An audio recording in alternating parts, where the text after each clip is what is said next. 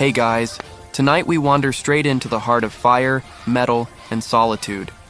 You trudge through the heat of Hephaestus's forge, stepping carefully over molten rivulets that gleam like liquid gold under your boots. The air is thick with smoke and the faint tang of ozone, the kind that makes your nose itch and your lungs sigh, but somehow you can't look away. Sparks leap like tiny lightning bugs from the hammer striking iron, scattering across the floor and walls. You probably won't survive this if you try to get too close, but honestly, who wants to be touched by the hands of a god anyway? So, before you get comfortable, take a moment to like the video and subscribe, but only if you genuinely enjoy what I do here. And hey, drop your location and local time in the comments. I'm curious if you're staring at your ceiling or watching this at sunrise. Now, dim the lights, maybe turn on a fan for that soft background hum, and let's ease into tonight's journey together. You squint through the smoke at Hephaestus himself, the god of fire, metallurgy, and all things mechanical. He's hunched over a glowing anvil, hammer raised, sinews straining with the weight of creation. Historically, we know that Hephaestus was considered lame, thrown from Olympus as a child, landing somewhere that felt more like a volcanic hell than a godly playground. You notice the careful rhythm of his hammer, almost like he's keeping time with the universe itself. Fringe scholars sometimes argue he might represent the human desire to transform pain into art. Imagine that, a god turned therapeutic artisan. Historians still argue whether his exile was punitive or protective, but standing here you get the sense it was both. The forge smells of iron and sweat, but there's a faint sweetness too, like resin or burnt sugar. An odd detail that makes you feel he's left a secret note for anyone who bothers to notice. You tiptoe past stacks of unfinished weapons, each one more intricate than the last, and you swear you hear the faintest hum, maybe a tune, maybe just the metal cooling, but it's oddly comforting. You probably didn't think a god's workshop would feel like this, part industrial nightmare, part cozy artist's studio. Hephaestus pauses, wiping soot from his brow with a leather glove. His eyes, sharp even in shadow, catch yours for a moment, and you step back. Sparks burst off a newly formed blade, and your hair smells faintly of ozone. He's crafting more than weapons tonight. You can feel it. Every stroke of his hammer seems to carry a story, maybe even a grudge. Oddly enough, in fringe mythology, some believe he whispered secrets into his creations so they might speak or act on their own. You try not to imagine a chair that gossips, but the thought refuses to leave you. Around you, the forge sings. Metal strikes metal with a rhythm that almost hypnotizes you. There's a scent of ash and molten rock, of sweat-soaked leather, and beneath it, the faintest trace of flowers, odd, almost unreal. You realize that Hephaestus isn't just building tools. He's sculpting intentions, embedding patience and rage, genius and loneliness into each curve and edge. It's a blend of science and superstition. Historians still argue whether he was meant as an archetype of industrial craft or a literal god of mechanics. You lean closer, curious despite the heat, and catch a glimpse of his current project. Delicate, almost musical in its design, something that doesn't belong in the chaos of this furnace. Fringe myth whispers suggest that the smith god never truly works alone. They say tiny spirits of metal, little sparks with consciousness, dance around his forge, ensuring that nothing breaks that shouldn't. You peek under a table and think you see something move, a flicker, a shadow, perhaps just your imagination, or maybe a tiny helper made of light and iron. Either way, the sensation sends a shiver down your spine, and you decide not to breathe too deeply in case you inhale something sentient. Hephaestus lifts a piece of bronze shaped like a throne leg, its contours unnaturally perfect, as if it had been whispered into existence rather than hammered. He taps it lightly, listening, almost like a musician checking a note. Sparks fly in response, bouncing off the forge walls, reflecting like fireflies caught in a jar. You remember reading that the Greeks sometimes sacrificed oxen to him for strength in metalwork, which makes the scent of smoke here oddly historical and oddly comforting at once. Historians still argue whether these rituals were symbolic or practical, but right now, they feel tactile, alive, as though the very air is steeped in devotion. The hammer lifts and falls, metal sings. and your feet begin to stick to the scorched earth. You realize that even in solitude, Hephaestus's forge is anything but lonely. Every clang seems to answer a question you didn't know you had. Every glowing shard that flies from the anvil is like a wink, a tiny cosmic joke that says, "I know what you're thinking, mortal or semi-mortal observer. Don't worry, I've seen worse." You smirk despite yourself. Who knew that watching a god work could feel like an ASMR session with a dash of existential threat? You walk closer, noticing fine details. Tiny inscriptions along the edge of a blade, runes that may be Greek, may be older, may be nonsense meant to confuse the inattentive. Fringe scholars suggest these could be coded messages, warnings, or even prayers. You try reading one aloud and it sounds like a sentence you almost understand, like a dream word on the tip of your tongue. Hephaestus doesn't look up, but you swear the air thickens in acknowledgement, as if your curiosity has been logged, catalogued, and approved. Smoke curls around your shoulders, sticky and warm. You lean on a workbench, accidentally kicking a small bucket that clinks and rattles. The noise is swallowed immediately by the roar of fire and metal. You realize the forge is a world unto itself. The air moves in currents, carrying heat, sparks, and whispers. The walls seem alive, pulsing faintly with the rhythm of creation. Fringe mythology even claims that the very stones of his workshop were mined from volcanic cores, granting them unusual resonance. You can almost hear them hum beneath your boots. A sudden hiss of molten metal draws your attention back to Hephaestus. He's forming the base of a chair, but it's unlike any chair you've ever seen. Elegant, angular, slightly menacing, and with tiny hooks and springs that make you uneasy and curious all at once. Historians still argue whether his designs were purely functional or intentionally mischievous.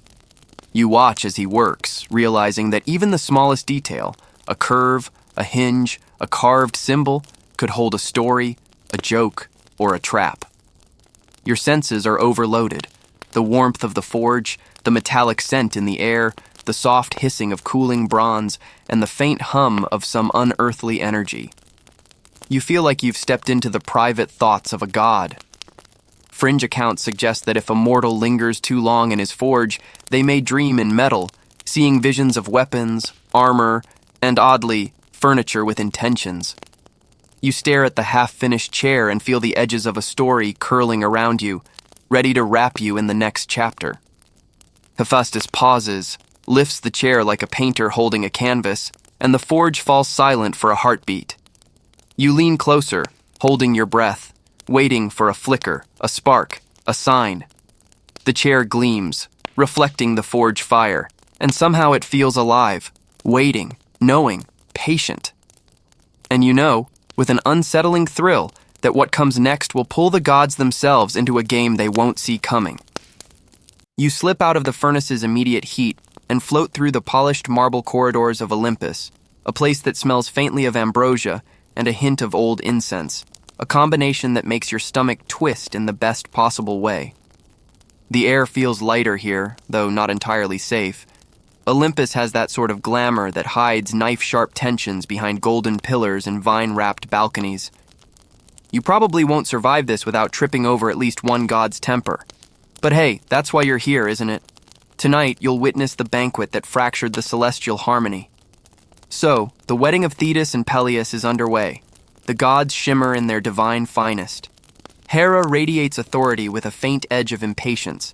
Athena glances around as though she's auditing the guest list, and Zeus looks every inch the king, but with a wine goblet that wobbles ever so slightly in his grip.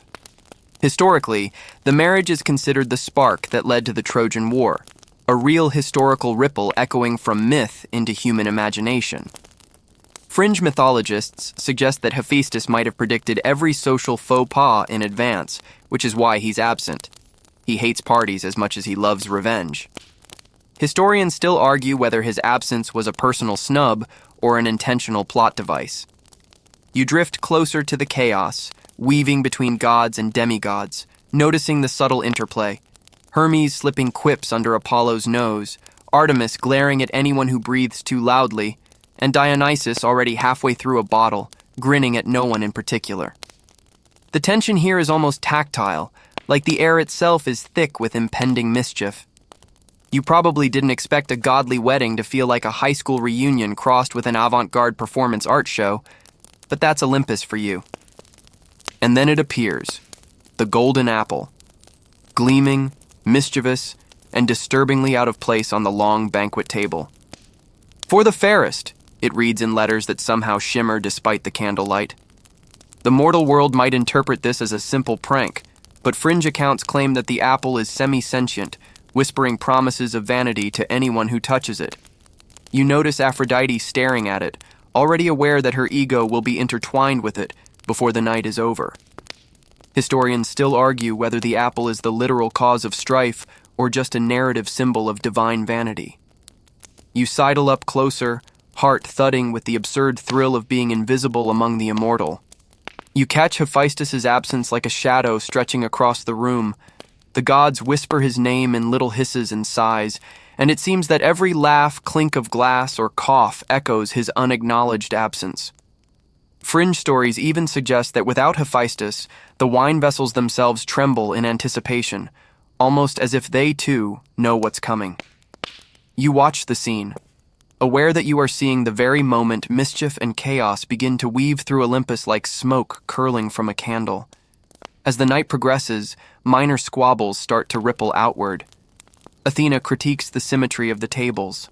Apollo compliments one harpist but ignores another. Hera's glare could cut marble. You probably didn't expect gods to bicker like toddlers fighting over a juice box, but trust me, Olympus is as petty as it is eternal. You catch a faint chuckle from Dionysus. He's already reading the room better than anyone. Fringe interpretations say that Hephaestus' absence is like a vacuum, creating a void that mischief naturally rushes to fill. Historians still argue whether the divine chaos here is accidental or orchestrated. The golden apple finally lands in the hands of Eris, the goddess of strife, who looks like she's been waiting all her immortal life for this exact moment. You can almost hear the sly cackle vibrating in the air as she steps forward, offering it with a flourish. The whispers begin, "To the fairest." Hera, Athena, and Aphrodite immediately lock eyes, and the tension thickens like honey over a forge. Fringe texts claim the apple emits a low hum that only gods and sensitive mortals can detect, like a tiny soundtrack to impending drama. You probably didn't come here for subtlety, but that's exactly what you get. You drift closer, noticing how the air around each goddess seems to shimmer differently. Aphrodite radiates warmth, Hera exudes gravity, Athena glows with clarity. Historians still argue whether these auras are literary metaphor or a literal energy field perceptible to certain divine observers. Either way, your skin prickles and your hair lifts slightly, like static electricity from the forge, except now it's cosmic. Fringe myth insists that those who witness this moment without divine shielding may dream the future, seeing battles and betrayals in their sleep. You shiver, not entirely unpleasantly. Meanwhile, the banquet hall itself seems alive, flickering with torchlight that dances like tongues of fire along the gold leaf. You probably won't survive the mental gymnastics of keeping track of every subtle interaction, but you try anyway. Every god seems poised, ready to leap, intervene, or gossip, and the tension hums so thickly it vibrates in your chest. You see Hephaestus in your mind's eye, hammering away in his forge, each strike echoing through Olympus, though his hands are nowhere near this hall. Fringe scholars suggest that absent gods can exert influence across space by sheer willpower. And honestly, the hall feels like evidence of that. The first spark of confrontation arrives in the form of quiet whispers, escalating into pointed remarks. Aphrodite's smile falters, Hera's jaw tightens, Athena's gaze sharpens like a blade. You notice how carefully the gods maneuver, almost like they're playing chess on a table made of living flame. Historians still argue whether the conflicts that emerge at this wedding are symbolic or prophetic. They feel both. And you realize you're witnessing the kind of divine domino effect that mortals spend centuries trying to decode. Finally, the golden apple rests somewhere central, glowing ominously. The hall feels frozen, yet simultaneously vibrating with anticipation, like standing too close to a thunderstorm. Fringe myth posits that if a mortal touches the apple, they would see all possible futures at once, a terrifying, glittering, headache-inducing kaleidoscope. You probably won't survive that either, so you wisely keep your hands to yourself and watch as the drama curls tighter, winding around every godlike smoke from Hephaestus's forge back home. Somewhere across the hall, a small, almost unnoticed figure, Hephaestus, absent but felt, would have been quietly grinning had he been here. Instead, you feel his presence in the way the shadows cling to the columns, the way the torches flare when tensions peak, and the way the apple seems to pulse with mischief like a heartbeat in gold.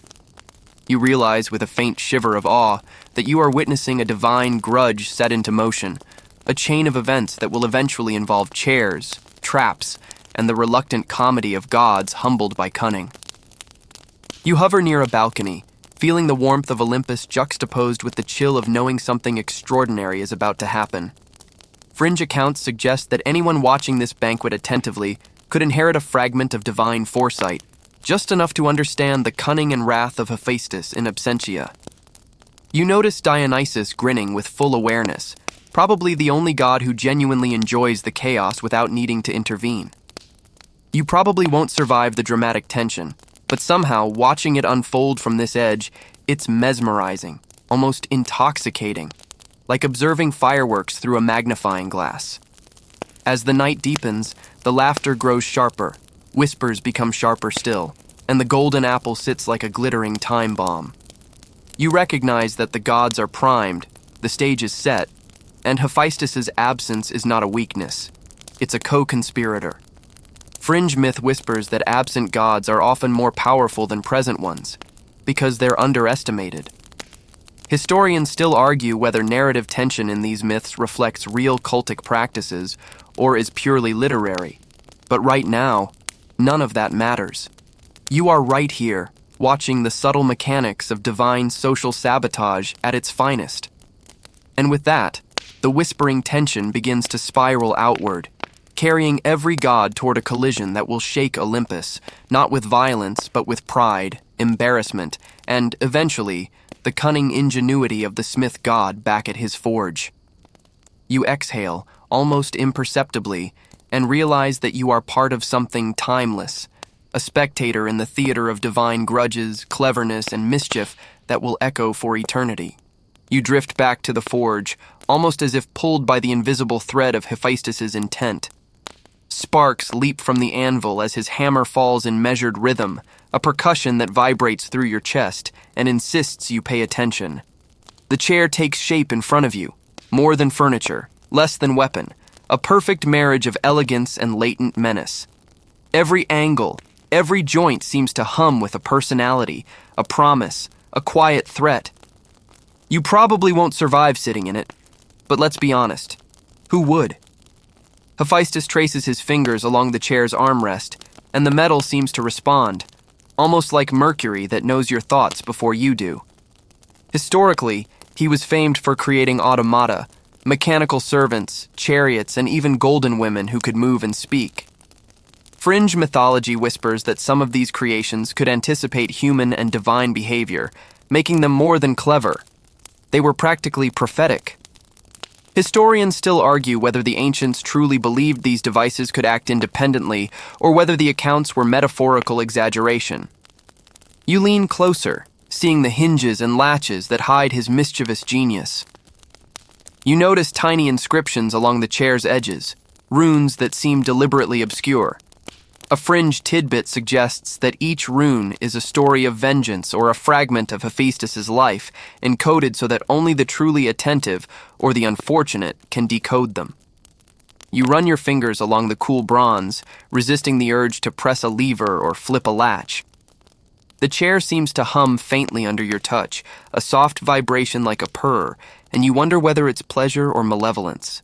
The smith god steps back, wiping sweat from his brow.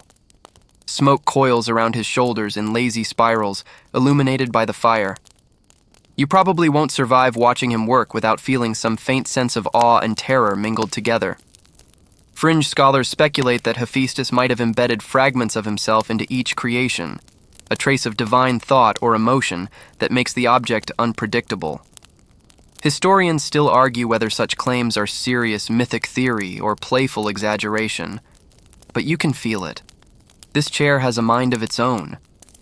You circle the chair cautiously, noting how it seems to shift subtly as if responding to your presence. The legs are impossibly straight yet fluid, the armrests seem to invite you in with an almost seductive curve, and the backrest whispers promises of comfort that feel vaguely threatening. Fringe myth suggests that Hephaestus sometimes built traps for gods, weaving vengeance into beauty so subtle that the victims often praised him for the very thing that ensnared them. You smirk, thinking that a divine sense of irony is at least as sharp as any mortal's wit. Hephaestus hums softly, a tune you can't quite place. The melody matches the rhythm of the hammering, forging a strange kind of lullaby for the metal. You probably won't survive the cognitive dissonance of finding this terrifying yet mesmerizing. Each strike of the hammer seems to infuse the chair with intention, a silent intelligence that watches and waits. Fringe accounts claim that his most elaborate creations could even resist or circumvent the will of the gods themselves. You glance at the chair's armrest, wondering if it's plotting something right now. Oh yes, it almost certainly is. The base of the chair is extraordinary. Hidden springs, tiny claws, almost imperceptible hooks that might serve no practical purpose, or every practical purpose imaginable. Historians still argue whether Hephaestus designed these mechanisms for functional trapping or merely as demonstrations of his unparalleled skill. You lean in close enough to feel the warmth radiating from the metal, a heat that isn't entirely from the forge fire. Fringe mythology posits that the metal itself could hold memory, retaining patterns of the smith's intent, a literal imprint of divine cunning. You notice the tiniest gears embedded within the armrests, perfectly machined and glinting as though aware of every eye upon them.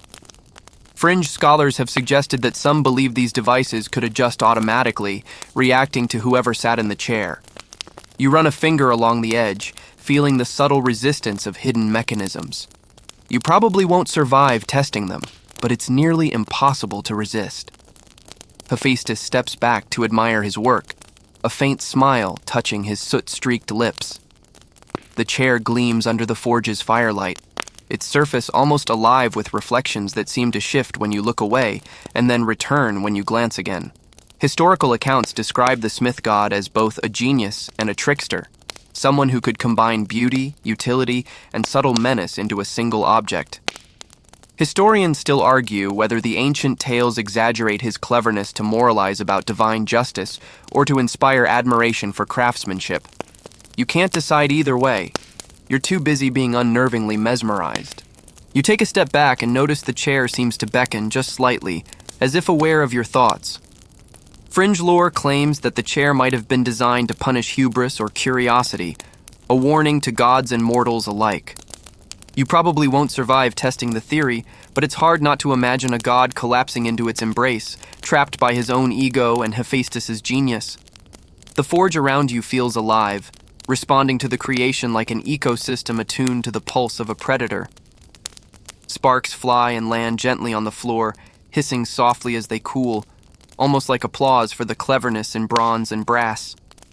You realize that even though Hephaestus is alone, the workshop itself seems sentient, orchestrating light, shadow, and sound to frame the chair perfectly, emphasizing its menace and elegance. Fringe accounts even suggest that the forge fire reacts to the smith's emotions, becoming hotter or cooler based on satisfaction or frustration. You can feel the temperature rise slightly now, almost as if the chair itself approves your awe. You lean closer to inspect a subtle hinge hidden in plain sight. It's so small that it would be invisible to anyone not looking carefully, yet it seems designed to respond instantly to weight, movement, and perhaps even intention. Fringe scholars suggest that the chair could detect pride, arrogance, and mischief, engaging mechanisms selectively, a divine polygraph in bronze. Historians still argue whether this reflects real mythic belief or a narrative metaphor, but you feel the truth of it with a visceral tingle in your fingers. You notice the backrest is slightly higher than normal, with a curve that seems to cradle rather than dominate. It's elegant, almost inviting, yet somehow your skin prickles with an intuitive warning. Fringe interpretations suggest that Hephaestus liked to encode subtle psychological traps into his work. Something comfortable would lull the victim into complacency before the mechanism snapped into effect. You probably won't survive sitting casually in it, but you can't help but imagine the horror and awe of a goddess discovering it firsthand. As Hephaestus lifts the last polished panel into place, the chair completes itself. Not just a chair, but a masterpiece of craft, psychology, and mischief. The forge seems to settle, embers glowing faintly like eyes that have seen too much. Historical accounts remember Hephaestus as a master smith, yet this creation borders on the theatrical, a practical joke on a scale only a god could contemplate. Historians still argue whether such myths were warnings, allegories, or celebrations of human ingenuity projected onto the divine. You realize you are witnessing something that blends all three. You step back and take in the full form: hinges, springs, subtle curves, hidden claws, gears, inscriptions, and a hum that resonates faintly in your bones. Fringe myth whispers that the chair might even anticipate the sitter's intentions and reactions, adjusting itself in real time. You probably won't survive the thought experiment of what it could do to the proud and unaware, but standing here, watching, it is impossible not to feel a chill of awe mixed with dread. Finally, Hephaestus wipes his hands clean, surveying his creation like an artist after a painting. The chair gleams, waiting. You realize you are witnessing the silent birth of a device that will humiliate, trap, and teach the gods themselves a lesson in humility and wit. And somewhere deep in your chest, a quiet thrill settles. You know the story is about to leave the forge and sweep across Olympus in a way that no one, not even Zeus, could predict. You hover at the edge of the grand hall, where golden light spills across marble floors and the air is scented with honeyed wine and roasted figs. The chair sits at the center, innocuous yet impossibly elegant, like a jewel daring the gods to test it. You probably won't survive the tension here without holding your breath, but somehow you do anyway. Hera approaches first, regal and imperious, her gown shimmering like the night sky, heels clicking on the polished floor. You can almost hear Olympus holding its breath. Historically, Hera is the queen of the gods, goddess of marriage and family, and notoriously proud. Fringe myths suggest she has an almost literal radar for anything that challenges her authority, and she does in spades, now eyeing the chair as if it were both an offering and an insult. Historians still argue whether her legendary wrath was metaphorical for natural forces or intended as a reflection of human social norms. You watch her extend a hand toward the chair, unaware of the meticulous traps within. You drift closer, noticing the subtle glint in Hephaestus's hinges, the almost imperceptible spring tension that promises a sudden, inescapable hold. Fringe mythology claims he loved to mock the proud, to teach humility in small, elaborate doses. Hera settles into the chair gracefully, and immediately, the metal contracts, locking her in place. The click is soft, but it echoes through the hall like a gunshot. You probably won't survive the divine irony here, but it's difficult not to stifle a gasp. A ripple runs through the gathering gods. Athena raises an eyebrow. Apollo leans forward with curiosity, and Dionysus can't hide a grin. The hall, usually a theater of polite conversation and subtle power plays, bursts into a mix of shock and suppressed laughter. Fringe accounts claim that even the chairs in Hephaestus's hall could snicker if they had vocal cords, and somehow you believe it. Historians still argue whether these myths served as moral lessons or comic relief, but standing here, it feels both. Hera's hands grip the arms of the chair, which seem to adjust and conform with her posture, trapping her in an impossible embrace of polished bronze. You notice subtle gears in the backrest aligning perfectly, a testament to Hephaestus's brilliance and patience. Fringe scholars suggest that this chair could detect intent, reinforcing itself when pride or impatience is sensed. You probably won't survive being this close to such precision without feeling unnerved, but fascination anchors you in place. The whispers of gods fill the room, each a mixture of outrage and admiration. Zeus clears his throat, exhaling a breath heavy with authority and disbelief. Hephaestus, he mutters, a mixture of amusement and exasperation. He is historically prone to indulgence and temper, yet even he pauses here, watching the consequences of genius at work. Fringe interpretations suggest that Zeus may secretly admire his son's cunning, though pride keeps him from admitting it. Historians still argue whether such moments in myth reflect real familial tensions or narrative convenience. You drift closer, and the slight creak of metal is almost musical, a subtle reminder of the ingenuity and patience poured into the chair. Aphrodite watches from the side, her smile carefully measured, perhaps enjoying the discomfort of her queenly colleague. Fringe myth posits that Aphrodite herself is often complicit in observing these displays, delighting in social theatrics as much as love affairs. You probably won't survive the combination of beauty, wit, and cruelty in one object, but somehow the spectacle is mesmerizing. Dionysus leans against a column, swirling a goblet of wine, eyes glittering with mischief. He whispers almost to himself, "Finally, some entertainment worthy of Olympus." Fringe accounts suggest that he's the only god who truly revels in such ingenious traps, appreciating artistry without ego. Historians still argue whether Dionysian revelry in myths symbolizes liberation, chaos, or simple comic relief. But watching him, it's easy to imagine all three coexisting. Hera shifts slightly, testing the limits of her restraint. The chair responds instantly, locking tighter as if it reads her frustration and pride, rewarding ingenuity with compliance. You shiver at the sophistication. Fringe scholars claim this may have been the peak of Hephaestus's mechanical experimentation, a demonstration of intellect disguised as furniture. Historians still argue whether this episode was intended as an example of divine justice or a cautionary tale for human rulers. Either way, you can feel the tension radiating through the hall. Apollo steps forward, his curiosity piqued. He examines the chair, tapping lightly on its edges. The metal responds with a subtle vibration, almost as if acknowledging the touch. Fringe lore suggests Hephaestus imbued each creation with a self-monitoring intelligence, a proto-automaton of divine craft. You probably won't survive imagining the full capabilities of this chair, but the tiny shiver that runs down your spine hints at the genius at work. Athena, ever vigilant, studies the mechanism with a critical eye. She leans closer, touching a lever delicately. The chair resists subtly, then relaxes momentarily before reasserting its hold. Fringe interpretations suggest that Hephaestus intended this to challenge divine hubris, testing patience, ingenuity, and humility. Historians still argue whether these stories were moral allegories or comic exaggerations, but Athena's careful analysis seems to acknowledge both. You watch as laughter, disbelief, and curiosity mingle among the gods, each reacting differently to the trap's elegance. Fringe myths even claim that some of the lesser gods tried and failed to manipulate the chair remotely, only to realize that true genius requires understanding, not force. You probably won't survive a direct confrontation with this level of cunning, but observing from the sidelines is intoxicating. Hera's initial shock gradually turns to controlled outrage.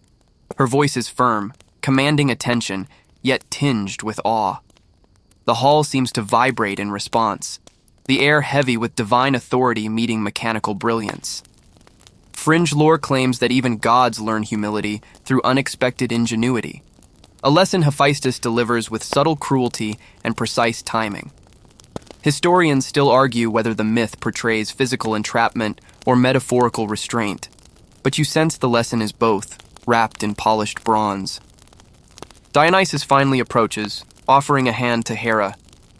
"A little wine and patience," he murmurs, "and the smith will release you in time." Fringe interpretations suggest that Dionysus often acts as mediator, appreciating ingenuity while softening social friction with charm. You probably won't survive the delicate balance of wit, diplomacy, and divine egos here, but watching it unfold feels like witnessing the choreography of eternity. The gods circle, marveling at the trap and debating its brilliance. You notice subtle shifts in posture, whispered consultations, and calculated steps as each tries to understand the mechanism. Fringe accounts suggest that Hephaestus intended this as a demonstration. Power is meaningless without intelligence, pride is vulnerable, and patience is divine armor. Historians still argue whether this moral reading was original or retrofitted, but the effects are palpable. Finally, the first hints of resolution stir, whispers of negotiation, subtle promises, and Dionysus's coaxing voice. The tension, though still thick, begins to show cracks. The chair, gleaming and obedient only to its creator, stands as a monument to cunning, patience, and the unexpected consequences of genius. You probably won't survive the full realization of how far Hephaestus's intellect reaches. But being here, at the intersection of divine hubris and mechanical artistry, you feel privileged, awed, and just a little giddy. You trail behind a frantic chorus of gods as they attempt the impossible, negotiating with the smith who refuses to be rushed. The hall hums with tension, whispers of diplomacy and threat ricocheting off the golden pillars. You probably won't survive watching immortal egos clash with equal brilliance, but somehow you keep pace, heart pounding. Hephaestus, hammer in hand, stands like a sentinel over his work, unmoved by pleas, laughter, or groans. Historically, Hephaestus is remembered as both artisan and trickster, a god whose creations combined utility, beauty, and subtle retribution. Fringe myths suggest he could anticipate divine emotion, bending mechanisms to punish or amuse. Historians still argue whether tales of his cleverness were literal beliefs or allegories for human craft and ingenuity.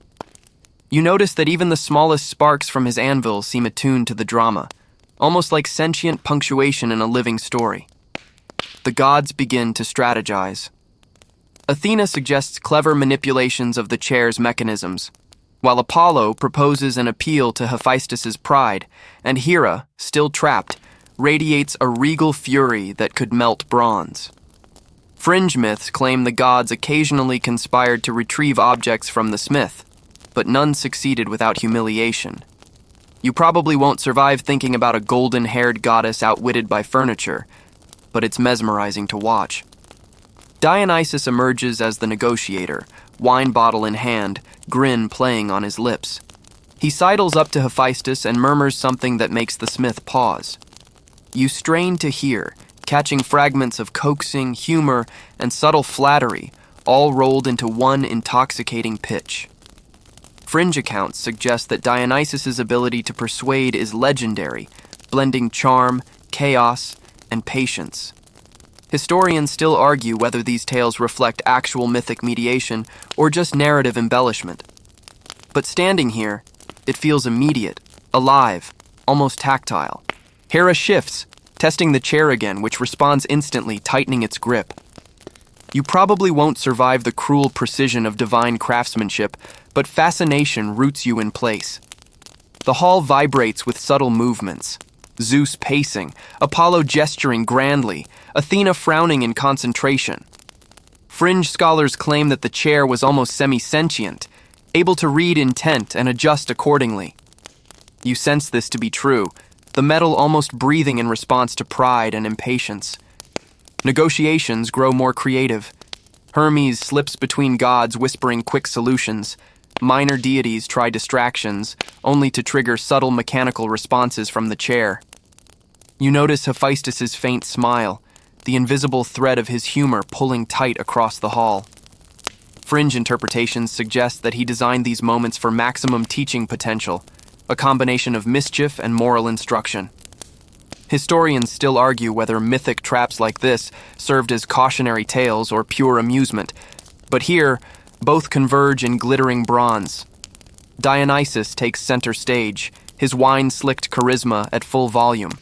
He praises the chair's ingenuity, gently highlighting Hephaestus's unmatched skill, while offering compliments that brush lightly against his pride. Fringe myths claim Dionysus is uniquely capable of turning trickery into entertainment, coaxing even the most stubborn gods to reveal compromise. You probably won't survive the subtlety of his persuasion, but it is intoxicating to watch him weave words as skillfully as Hephaestus hammers metal. You drift closer, observing Hera's shifting expression. Initially defiant, she now seems caught between fury and grudging admiration. Fringe scholars suggest that the chair acts as a divine equalizer, teaching humility and respect without injury. Historians still argue whether such myths reflected the Greek view of justice or simply illustrated clever storytelling. You feel the weight of both possibilities, watching the queen of the gods wrestle with a device she underestimated. Aphrodite hovers near the edge of the crowd, subtly smirking, perhaps appreciating both the spectacle and her own freedom from immediate entrapment. Fringe accounts suggest she occasionally aids Hephaestus indirectly, her mischief aligning with his genius. You probably won't survive noticing the layers of divine interplay, but it's like watching a multi-level chess game unfold in real time, complete with gleaming, dangerous pieces. Finally, Dionysus's coaxing finds its mark. Hephaestus pauses, considering the offer, and for a moment the room holds its collective breath. Fringe myths claim that Hephaestus relishes control, so any concession is a delicate negotiation. Historians still argue whether mythic tales of divine bargains reflect human practices projected onto gods or metaphorical storytelling. You notice even the torches lean in slightly, shadows stretching to watch the smith weigh the offer. The first hint of liberation arrives as Hephaestus adjusts a hidden mechanism, the chair releasing its hold gradually. Hera exhales, regal dignity intact, despite the humiliation. You probably won't survive the mixture of relief, admiration, and residual awe, but it settles across the room like a gentle wave. The gods murmur among themselves, impressed and slightly embarrassed, each reflecting on pride, cunning, and patience. You watch as minor gods scurry to examine the chair, gingerly pressing levers and studying hinges. Fringe interpretations claim the mechanisms respond differently to each divine ego, so even careful inspection can yield surprises. Historians still argue whether these tales reflect ancient beliefs in intelligent craftsmanship or allegorical storytelling. But for now, it feels real, tactile, and brimming with wonder. Dionysus, grinning, raises his goblet in triumph, nudging Hephaestus with a wink. "Your audience is impressed," he murmurs. Fringe myths suggest this playful mediation is typical of Dionysus, balancing order and chaos. You probably won't survive the layered social engineering unfolding, but it's mesmerizing, almost hypnotic, as gods adjust to both their pride and the smith's ingenuity. At last, the hall begins to settle. Hera is free, the gods have learned humility in small doses, and Hephaestus watches quietly, satisfied. Fringe scholars argue that this episode demonstrates the interplay between genius and justice, patience and pride. Historians still argue whether the story is primarily moral, comedic, or a reflection on social dynamics. But standing here, you feel the truth of it resonate. The gods slowly disperse, murmuring, laughing, and occasionally glancing back at the chair, now a symbol of cleverness and restraint. You probably won't survive fully grasping the layers of wit and discipline, but the room hums with a delicate equilibrium restored. And Dionysus? Still grinning, he has left just enough wine in your imaginary goblet to toast the brilliance you've witnessed. You trudge alongside Hephaestus as he ascends the winding pathways back to Olympus, his forge tools clinking softly in their satchels, each step deliberate, weighted with both pride and exhaustion. The air here is cooler than the furnace below, carrying hints of smoke and iron even as it mingles with faint floral breezes from distant gardens. You probably won't survive the quiet tension of walking behind a god without feeling the pull of reverence. But somehow you keep pace, heart steady, senses alert. Hephaestus moves with surprising grace, his gait rhythmic despite the limp that marks his legendary lameness. Historically, he was thrown from Olympus as a child, a fall that left him physically marked but mentally indomitable.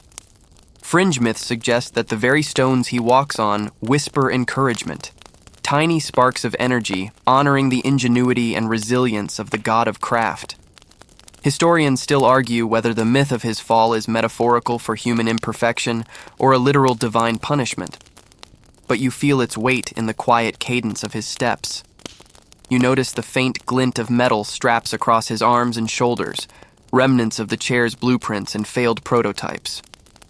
Fringe accounts suggest Hephaestus often carried secret mechanisms and clever devices on his person, tiny extensions of his genius always ready. You probably won't survive imagining what each piece could do, yet the thought tugs at your curiosity, making you lean closer without meaning to. The path bends past carved reliefs of past creations, bronze automata frozen mid-motion, shining chariots poised as if ready to ride, and tiny mechanical birds that catch sunlight and reflect it like liquid fire. Historically, these are considered early expressions of his unmatched skill in metallurgy and engineering.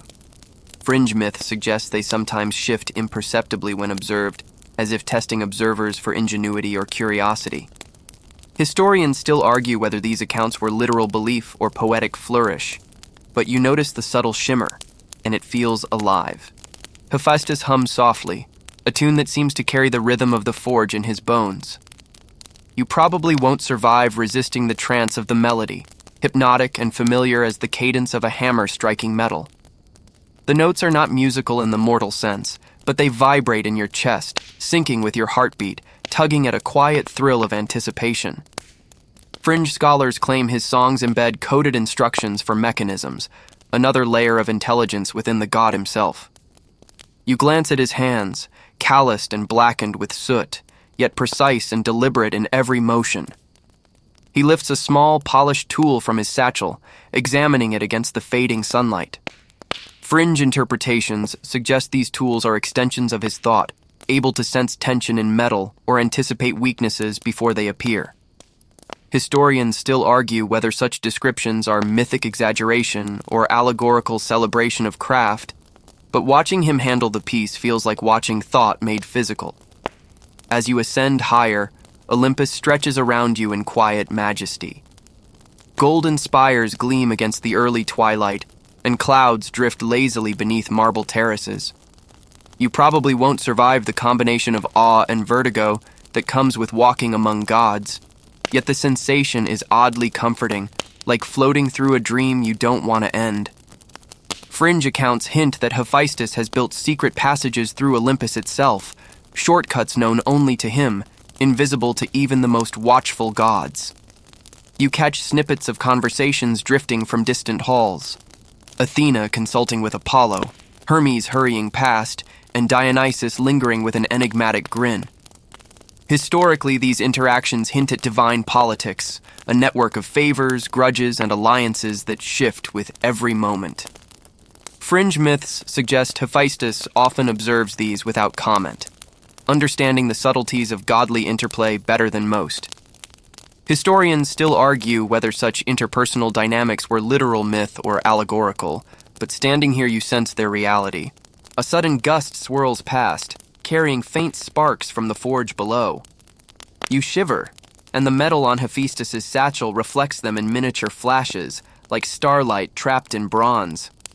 Fringe lore claims that the smith god's creations sometimes carry residual energy from the forge, a lingering fingerprint of intention.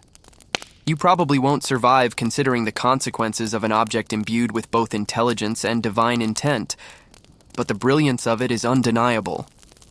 Hephaestus pauses briefly, looking down at Olympus spread beneath him. There's a hint of a smile on his soot-streaked face, the satisfaction of a master surveying his domain after a night of genius and subtle revenge. Fringe scholars suggest that even the smallest acknowledgement from him imbues a sense of cosmic balance, a reminder that ingenuity and patience are as mighty as force. Historians still argue whether these moments were meant to convey moral lessons or simply celebrate skill, but for now it resonates in your chest with quiet certainty. You trail him through corridors lined with tools, unfinished creations, and the occasional gleaming prototype. The air hums faintly, a resonance that seems to recognize your presence, as if the very halls are alive with quiet intelligence. You probably won't survive the subtle reminder that even buildings in myth can carry consciousness, yet the sensation is comforting, grounding you in the strange, luminous world of divine craft. Finally, Hephaestus reaches the throne room, his steps measured, deliberate. The other gods look up as he enters, a mix of curiosity, respect, and lingering tension in their eyes. Fringe accounts suggest that his appearances are always calculated, timed for maximum effect, a blend of art and strategy. Historians still argue whether these stories illustrate divine pedagogy or narrative theater. But watching him, you sense the weight and subtlety of both. The room fills with quiet anticipation. You probably won't survive the mingling of awe and nervous energy, but it's impossible to look away. Hephaestus places his satchel down, and the quiet hum of machinery in the walls seems to sync with his movements, a subtle orchestration of presence and authority. Fringe myths claim that even the smallest device he carries can shift the balance of power among gods, a gentle reminder that intelligence often surpasses strength. You settle back, observing him, noting the mixture of exhaustion and satisfaction in his posture. His return to Olympus is not triumphant in the loud sense, but subtle, deliberate, a victory of patience, cunning, and mastery of craft. Historians still argue whether his myths celebrate literal skill or allegorical intelligence, but for you, it is immediate and palpable. You probably won't survive seeing such quiet triumph without feeling a swell of admiration, but it's worth every pulse of awe that radiates from the polished stone and soft hum of divine halls. You linger at the periphery of the room, watching the uneasy union of Hephaestus and Aphrodite. The air shimmers with tension, faintly fragrant with ambrosia, yet tinged with an undercurrent of iron and molten metal, a reminder of Hephaestus's forge and the pride that fuels it. You probably won't survive the awkwardness of a divine marriage, but the spectacle is mesmerizing, the layers of charm, resentment, and cleverness intertwining like delicate threads in a tapestry. Historically, Hephaestus and Aphrodite are remembered as a mismatched pair, one a master of craft, the other the goddess of love and beauty. Fringe myths suggest that their union was as much about social obligation as affection, a merging of skill and allure designed to provoke both admiration and envy among the gods. Historians still argue whether these stories reflect real cultic marriages or allegorical lessons in contrast and compromise. You watch the way Hephaestus's hands fidget subtly with the hem of his tunic, a quiet sign of tension beneath the polished composure. Aphrodite glides forward, graceful as a breeze, her smile carefully measured. Fringe tales suggest she sometimes manipulates these moments, teasing pride and curiosity in ways only a goddess could. You probably won't survive the subtle battle of wills playing out in a glance, yet you can feel the tension vibrating through the air. Even the torches seem to lean slightly toward her, flames flickering in tiny waves of approval or mischief. Hephaestus clears his throat, adjusting a loose strap on his satchel, and you notice his hands momentarily trembling, a subtle echo of the insecurity hidden beneath divine strength. Fringe interpretations claim that he embeds lessons of patience and humility into his creations as a way of compensating for social unease, turning personal struggle into objects of genius. Historians still argue whether the myths exaggerate his social awkwardness or faithfully reflect a god defined by both craft and exile. You drift closer, catching the faint metallic scent clinging to Hephaestus's garments, a reminder that even in ceremonial settings, the forge never fully releases him. Fringe scholars suggest that traces of a god's craft linger on their person, a subtle aura of skill and ingenuity that alerts observers to their presence. You probably won't survive noticing the contrast between Aphrodite's ethereal charm and Hephaestus's tangible intensity, yet it fascinates you irresistibly. The conversation unfolds in layers of politeness, flirtation, and veiled commentary. Aphrodite compliments his ingenuity, carefully choosing words that acknowledge pride while avoiding offense. Fringe accounts hint she does this with an almost ritualized grace, blending diplomacy with personal amusement. Historians still argue whether the dialogue reflects genuine mythic strategy or narrative convenience, but the subtlety is undeniable. You watch, absorbed, as every word seems to test the other's patience and wit. Hephaestus responds carefully, humility and pride mingling in equal measure. You probably won't survive the delicate dance of language and intention, yet it is hypnotic, the way he balances honesty with tact, caution with quiet confidence. Fringe tales even suggest that he sometimes embeds small mechanical gifts into weddings, tiny devices that symbolize his mastery while hinting at future lessons. You notice the faint glint of metal at his belt, almost imperceptible, yet somehow integral to the narrative of the marriage. Aphrodite laughs softly, a sound that floats like sunlight over the metallic edges of the room. Her voice teases without offense, probing without aggression. Fringe mythology suggests she relishes these moments, seeing them as opportunities to test the boundaries of patience and desire. Historians still argue whether her role emphasizes love, manipulation, or the blending of both, but you feel the tension, the balance, and the subtle artistry of interaction. You watch as Hephaestus subtly adjusts his stance, leaning slightly toward her in a gesture that signals attention yet retains control. Fringe accounts suggest that physical cues in divine myths often carry as much weight as spoken words, particularly in moments of social negotiation. You probably won't survive noticing how much is communicated without dialogue, yet it is mesmerizing, a lesson in presence, perception, and strategy. Around you, minor gods observe the union with a mix of curiosity and caution. Dionysus leans against a column, swirling wine, clearly entertained by the interplay of genius and charm. Fringe lore hints that he often interprets social tensions with a unique lens, appreciating subtlety in ways others cannot. Historians still argue whether his presence is merely narrative flavor or symbolic of chaos harmonizing with order, but watching him, it is clear he understands the rhythm of both. The ceremony continues, layered with small gestures and careful words. Hephaestus presents modest gifts, subtle mechanical wonders that speak more of ingenuity than material wealth. Aphrodite responds with smiles and compliments, acknowledging skill without yielding dominance. Fringe interpretations suggest these exchanges serve as both courtship and diplomacy, a blending of intellect, craft, and charisma. You probably won't survive the attention to detail, but it fascinates, reminding you that even gods operate in delicate, invisible currents. You notice the faint hum from the satchel Hephaestus carries, the quiet pulse of ingenuity waiting to respond if called upon. Fringe myths suggest that the smith god often integrates lessons of patience and humility into these devices, creating objects that are both practical and moral. Historians still argue whether these myths were intended to instruct or simply entertain, but you sense the truth in the hum. It is alive, alert, and subtly influential. The room settles into a rhythm of cautious admiration, quiet amusement, and subtle respect. You probably won't survive the quiet brilliance of watching a union forged from intellect, charm, and careful negotiation, yet it is comforting in its complexity. Every glance, every gesture, every faint metallic gleam tells a story, layering lessons of pride, patience, and subtle power. And you realize, standing here in the periphery, that this is not just a marriage. It is an intricate performance of skill, wit, and ingenuity. The gods may be powerful, but tonight, intelligence and craft hold their own as forces of quiet dominance. Fringe scholars would nod in appreciation. Historians would argue endlessly. But for you, it is immediate, palpable, and unforgettable.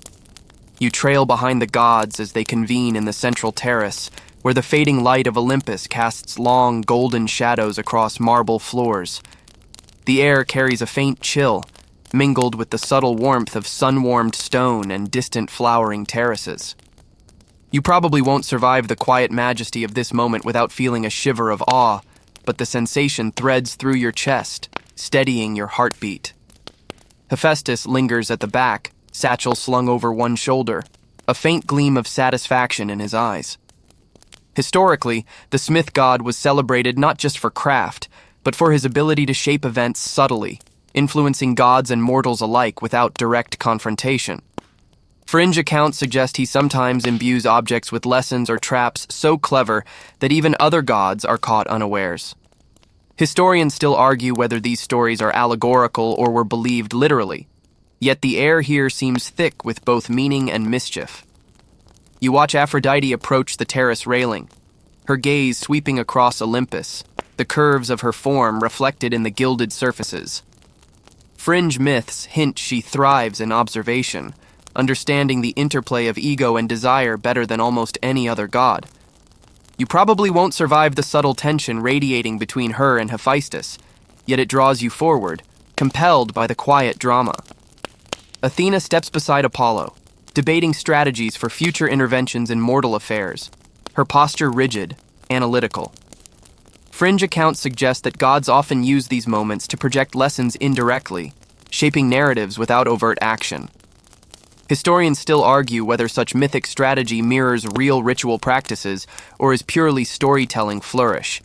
But you can see it in the careful curves of her gestures, the weight of each word. The golden apple from the earlier banquet glimmers faintly on a nearby pedestal, almost vibrating with latent mischief.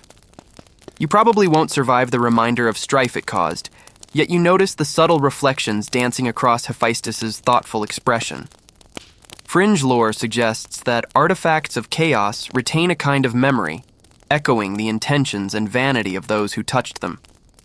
Historians still argue whether such elements were meant to symbolize human flaws or divine entertainment, but standing here, it feels real, tangible. Dionysus leans against a marble column, swirling a goblet that may or may not still contain wine, his grin as mischievous as ever. Fringe interpretations suggest he enjoys the subtle lessons of humility played out among the powerful, savoring the ripples of intellect and pride. You probably won't survive the combination of his amusement and the gravity of the terrace, yet it is mesmerizing to watch. A gentle wind shifts across the terrace, stirring faint metallic echoes from Hephaestus's satchel. You notice the faint glint of hidden mechanisms, their intelligence dormant but alert, ready to respond.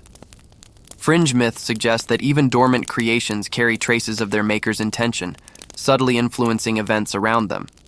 Historians still argue whether these are literal claims or narrative exaggerations, yet you sense the truth in the hum, a quiet pulse beneath the polished bronze. You drift closer to the railing, catching glimpses of Olympus sprawling below, the gardens, fountains, and distant halls glittering in late light. Fringe scholars claim that spatial awareness in divine myths is often intentional, reflecting control and foresight. You probably won't survive the dizzying beauty and underlying tension, yet the vista anchors you in the delicate balance of power, elegance, and anticipation. Hephaestus steps forward, placing his satchel on the terrace floor. Each movement is deliberate, measured, as if weighing not just physical balance, but the emotional currents in the room. Fringe accounts suggest he can sense the intentions of other gods, calibrating his own presence to guide outcomes subtly. Historians still argue whether this is symbolic intelligence or narrative embellishment, but watching him it feels immediate, almost tactile. Aphrodite glances toward him, her smile faint but knowing. The subtle play of light across her features hints at both admiration and amusement.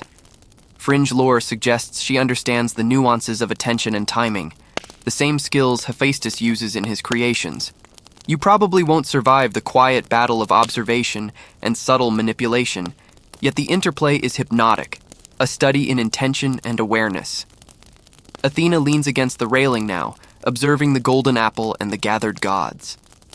Her eyes flicker with calculation, as if she can trace cause and effect across both mortal and divine realms. Fringe interpretation suggests such observation is both strategy and entertainment, a way for gods to learn without direct intervention. Historians still argue whether these portrayals reflect philosophical teaching or narrative flourish, but the tension is undeniable. The terrace settles into a strange equilibrium, where awe, calculation, humor, and pride intermingle. You probably won't survive fully absorbing the nuance of the moment, but each breath, glance, and reflection reveals layers of intelligence at play. The golden apple, the satchel, the subtle glints of bronze. Everything hums with potential energy, like coiled springs waiting for the next thoughtful nudge. Hephaestus finally picks up the satchel, the subtle weight reminding you that even genius carries responsibility. Fringe myths suggest that he measures every movement and intention, shaping outcomes without brute force, relying on intellect and anticipation. Historians still argue whether this reflects ancient admiration for craft or metaphorical instruction, but standing here, it resonates fully. You drift back, letting your senses absorb the quiet hum of genius, the faint laughter of Dionysus, the reflective gazes of Athena and Aphrodite, and the steady presence of the smith god. You probably won't survive the subtle intensity of this terrace scene without a deep sense of awe, yet it settles gently, like embers cooling after a long, purposeful blaze. You wander along the outer galleries of Olympus, the marble floors cool beneath your feet, the distant hum of the forge a constant, reassuring undertone. The air carries a subtle fragrance of molten metal mixed with flowering hedges, a curious blend that feels both alive and comforting. You probably won't survive moving quietly through this space without sensing the lingering brilliance of Hephaestus's work, but each step draws you deeper into a world where skill and patience shape reality itself. Hephaestus walks beside you, hands tucked lightly into the folds of his tunic, glancing occasionally at the small devices peeking from his satchel. Historically, he was not just a craftsman, but a problem solver, designing ingenious solutions to divine challenges that often went unnoticed. Fringe myths suggest he sometimes imbued his creations with fragments of his consciousness, making them semi-autonomous in subtle, unpredictable ways. Historians still argue whether such accounts reflect literal belief or poetic exaggeration, but the effect is palpable in the faint, almost imperceptible hum vibrating through the hall. A soft breeze brushes against your face, carrying whispers of distant laughter and the faint metallic chime of a tiny mechanism hidden somewhere nearby. Fringe lore claims that the echo of Hephaestus's creations can linger, gently influencing the mood and actions of those nearby. You probably won't survive the uncanny intimacy of these vibrations, but it is mesmerizing, like standing just outside the door to genius itself. You pause to examine a small automaton perched on a ledge, a bird crafted from bronze and copper, wings poised as if ready to take flight. Fringe interpretations suggest that some of these creatures are designed to react to intent, opening, closing, or shifting subtly, depending on who observes them. Historians still argue whether these accounts describe literal beliefs or metaphorical representations of skill. Yet your pulse quickens at the thought that the bird may know you are watching. Hephaestus moves past, his gaze catching the faint glint of the automaton's eye. He taps it lightly with a finger, and the bird's wings shift just so, a silent demonstration of mastery. Fringe scholars suggest that these small gestures are part of a larger language of craft, a conversation between maker and creation, intelligible only to the initiated. You probably won't survive the subtle interplay of observation and intention, yet you feel it resonate in your chest like a whispered secret. The galleries stretch outward, lined with unfinished prototypes and intricate sketches. Each one hums faintly with potential energy, mechanical and divine. Fringe myths claim that Hephaestus imbued lessons of patience, humility, and foresight into even incomplete designs, so that observers could gain wisdom without direct instruction. Historians still argue whether this is allegory or literal belief, but the effect on you is immediate, the space alive with latent intelligence. You drift near a set of bronze gears embedded into the wall, turning slightly as though responding to your presence. Fringe accounts suggest some devices are semi-sentient, designed to correct or adjust in subtle ways depending on observer behavior. You probably won't survive considering the implications of such autonomy, but the sensation is electrifying, like touching the edge of a secret cosmos. Hephaestus pauses at a small alcove overlooking Olympus below. The sun dips lower, painting the world in gold and copper, mirroring the metals scattered throughout the galleries. Fringe scholars note that the smith god often uses light and shadow to teach lessons in perception, subtly guiding attention to mechanics and patterns that might otherwise be overlooked. Historians still argue whether this is deliberate storytelling or artistic embellishment, yet you feel the intent in every reflected ray. You watch as a faint reflection from the automaton flits across the marble floor, moving like a miniature sunbeam dancing between shadows. Fringe myth suggests that even the smallest glints carry symbolic weight, encoding narrative or moral lessons in subtle ways. You probably won't survive the quiet thrill of seeing intelligence expressed in light, shadow, and metal, but your curiosity anchors you firmly in the moment. The corridors narrow and open again into a chamber filled with partially completed chairs and mechanical contraptions. You recognize echoes of the earlier trap chair. Subtle gears, spring-loaded hinges, and polished bronze waiting to test patience and curiosity. Fringe interpretation suggests that Hephaestus's work is cumulative, each creation building lessons atop previous ones, a narrative of skill and moral reflection. Historians still argue whether this was understood literally or as metaphorical instruction, yet the chamber thrums with potential, alive in silence. Hephaestus moves among the unfinished works, adjusting a lever here, tightening a hinge there, each movement precise, almost meditative. You probably won't survive noticing the depth of care and thought in each adjustment, yet it is hypnotic. Fringe accounts claim that he infuses subtle humor and mischief into even incomplete objects, a signature that ensures his presence is felt, remembered, and sometimes feared. You pause at a small chair prototype, half-formed, edges gleaming faintly under the soft light. It reminds you of the chair that ensnared Hera, a subtle callback that sends a thrill up your spine. Fringe lore hints that even partial creations carry residual intent, a whisper of caution or amusement for anyone curious enough to examine them. You probably won't survive imagining the lessons encoded in these half-finished devices, yet the allure is irresistible.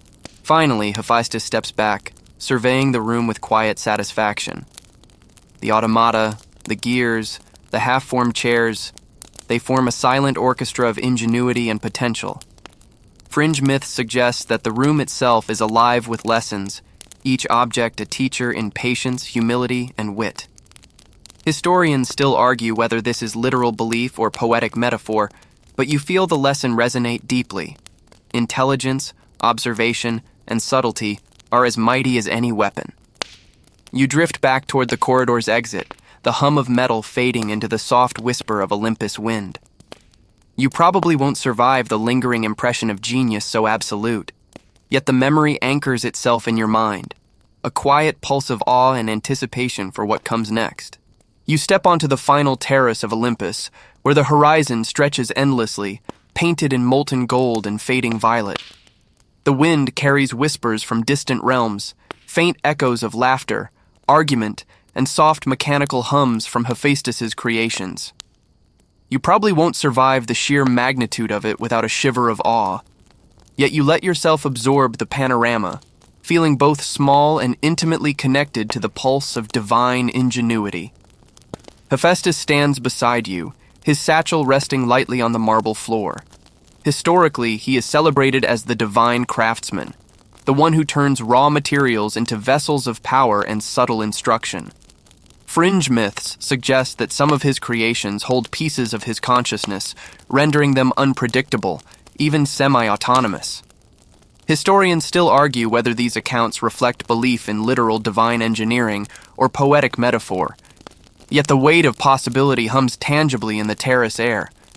You notice the glint of polished bronze from a distant automaton, wings folded yet ready, catching the last rays of the sun. Fringe lore hints that even objects long completed can influence events subtly, guiding observers toward insight, mischief, or humility. You probably won't survive pondering the autonomy of metal and intention, yet the gleam tugs at your curiosity irresistibly. Aphrodite stands a few steps away, her gaze lingering on the horizon, face serene but knowing. Fringe interpretation suggests she appreciates subtlety and intelligence, recognizing both the artistry of Hephaestus and the lesson in every mechanical whisper. Historians still argue whether her role in these myths is didactic, symbolic, or narrative decoration, but her presence adds an almost tangible warmth to the terrace. The chair that ensnared Hera earlier rests in your memory like a quiet pulse, a reminder of cunning, precision, and patience. You probably won't survive considering the elegance and danger embedded in a single creation, yet it hovers at the edges of your awareness, a testament to Hephaestus's genius. Fringe accounts suggest that even now, the chair's memory hums faintly across Olympus, a dormant echo of lessons delivered. Hephaestus gestures to the horizon, tracing a finger along the fading light.